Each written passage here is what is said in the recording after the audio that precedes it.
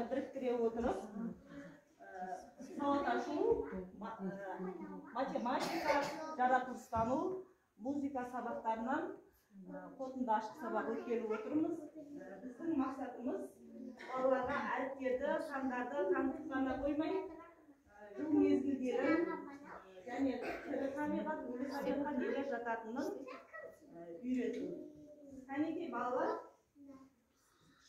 біздің бүгінгі ашық сабаққа қолданылатын көрнекі құралдарымыз сандар, әріптер, түрлі түсті шарлар және үйшіктер. Кәнекей балалар, біз сабағымызды бастамас бұрын бәріміз жылулық шеңберін құрайық. Қанша бала, қанша қыз, бір жыл бірміз баршамыз, ойын күлкі ордасын біздің бала бастады. Жарайсыңдар балалар, бізге қонақтар келгенде қалай отырамыз? Әдемі болып отырамыз, е?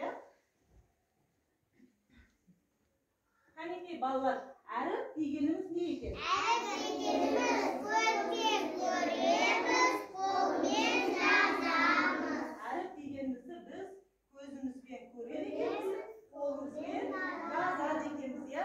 Дыбыс дегеніміз не? Дауыспен айтамыз, құлағымызбен естиміз. Дыбыс дегеніміз ауызбен айтып, құлағымызбен естиміз. Жарайсыңдар балалар, бізде қазақ алфавитінде қанша әріп бар? 42 әріп бар екен, е?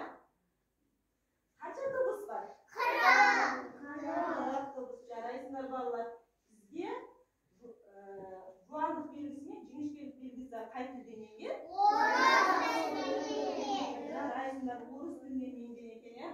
Дыбыстар нешеге бөлінеді? Екіге бөлінеді екен, е? Атайықшы бірге. Дауысты және дауыссыз.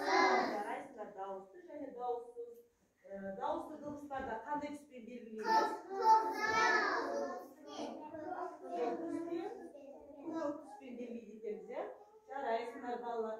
Олай болса, бәріміз бірге алфавитті бір қайталап шығамыз, е?